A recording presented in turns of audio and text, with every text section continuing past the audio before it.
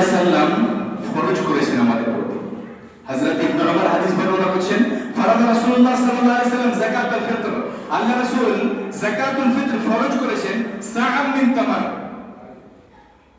এক সা খেজুর, ওয়া সাআম মিন শাঈর, এক সা জৌ, আলাল আবদি ওয়াল হুররি, দাসের প্রতি, মুক্ত মানুষের প্রতি, ওয়া যাকারি ওয়াল উনসা, পুরুষের প্রতি, মহিলাদের প্রতি, ওয়াস সাগীরি ওয়াল কাবীরি, বাচ্চার প্রতি, বড় মানুষের প্রতি, মিনাল মুসলিমিন, সমস্ত মুসলমানের পক্ষ থেকে ইয়াকসা।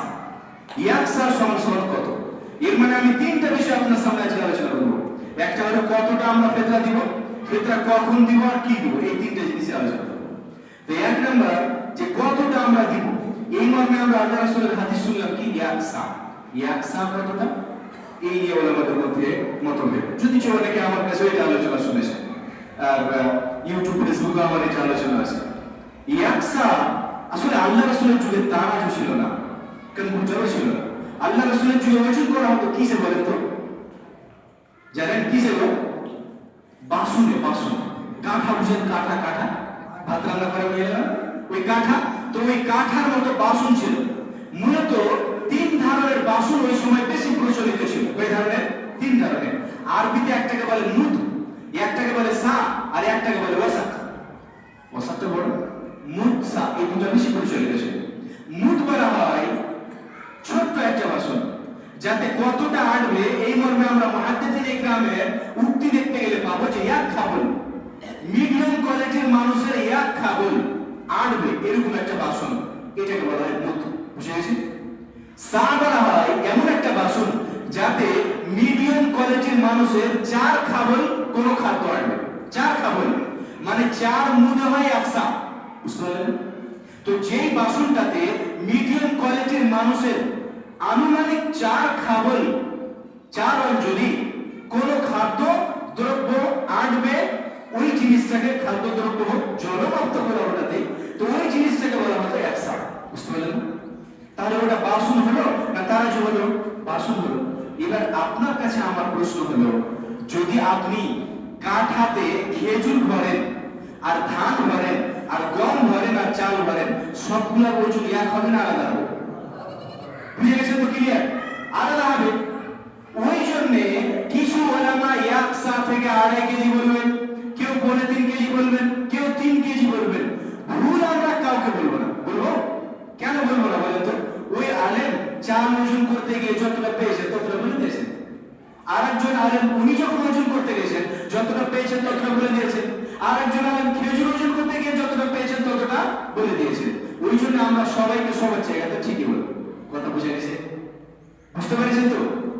ইবনে রাহমাতুল্লাহ রাহমাতুল্লাহ আলাইহি উনি বলছেন, আমি একবার আমার এরিয়াতে একটা বাসনের খবর পেলাম, মুদ, ওই যে মুদ বললাম আনুমানিক এক খাবল, মুদের খবর পেলাম যে অনেক দিনের মুদ। আমি এই মুদটাকে অনেক মূল্য দিয়ে কিনলাম। তো ওই মুদটার গায়ে লেখা আছে, দেখলাম যে এটা ওই হিসেব অনুযায়ী মুদ, যে হিসেবটা অমুক করেছিল, অমুক করেছিল, অমুক করেছিল, যায়েদ বিন সাবিত করেছিল, আল্লাহ রাসূল করেছিল। চলে গেল কার পর্যন্ত? আল্লাহ রাসূল সাল্লাল্লাহু আলাইহি ওয়াসাল্লাম পর্যন্ত। এবার ইবনে উসাইমিন বলছেন, এই আপনাকে আমি 2000 সালের কয়েকদিন আগের কথা বলছি। ইবনে উসাইমিন বলছেন কি যে আমি ভালো মানে ভালো ধরনের গম ওই মুদটাতে ভরলাম, যে ওজন করে দেখলাম তো 510 গ্রাম হলো। কত হলো? 510 গ্রাম। এক মুদে যদি 510 গ্রাম হয় তাহলে এক সায়ে কয় গ্রাম হবে, মানে কয় কেজি হবে বলেন তো কেউ দেখি? 2 কেজি 40 গ্রাম। কেন? 4 মুদে 100 আপনাকে বললাম তো। তো যদি আপনি 540 গ্রাম ইনটু 4 করেন তো হবে 2 কেজি 40 গ্রাম। ওই জন্য ইবনে উসাইমিন বলে দিয়েছেন এক সা গমান সমান সমান 2 কেজি 40 গ্রাম। আমার কথা বুঝতে পেরেছেন? এইবার ইবনে বাজ রাহমাতুল্লাহ আলাইহি বলেছেন যে না, চাল ওজন করতে গেলে 3 কেজি হবে। 3 কেজি সালেহ ফাউজান রাহমাতুল্লাহ বলে দিয়েছেন চাল আমাদেরকে 3 কেজি দিতে হবে। উনি যে চালটা ওজন করেছেন ওটা হয়তো 3 কেজি হয়েছিল বলে উনি 3 কেজি বলে দিয়েছেন। কথা বুঝতে পারলেন না? আবার কেউ বললেন কি না, যদি আমরা গম দিই তাহলে আমার দিতে হবে 2 কেজি 40 গ্রাম, চাল দিলে 22 গ্রাম, খেজুর দিলে 2800 গ্রাম, 2200 গ্রাম, আর খেজুর দিলে 2800 গ্রাম। তো এই যে মতনৈক্যগুলা কিসের কারণে আপনারা বুঝতে পেরেছেন না পারেননি? পেরেছেন তো?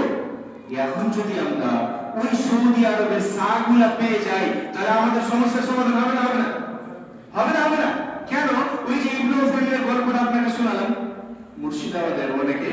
ওই সৌদির সা নিয়ে এসে টিনের সা এরা বিক্রি করছে কিন্তু ইনশাআল্লাহ বেদিলে ওটা সঠিক আছে যদি ওই সাই আমরা পরিমাপ করে দিই তো দিতে পারি, কোনো অসুবিধা নেই মুর্শিদাবাদে ওরা বিক্রি করছে, হয়তো মালদাতে অ্যাভেলেবল আছে। বুঝা গেছে আমার কথা কি? যদি আমরা ওই সা না পাই তাহলে আমরা কি করব? তো এই মর্মে আমি আপনাকে বলবো যে আপনি খাবলে বলে ওজন করে দিয়ে না, তখন হয়তো নিয়াত আর ঈমান কার কতটা মজবুত আল্লাহ ভালো জানে।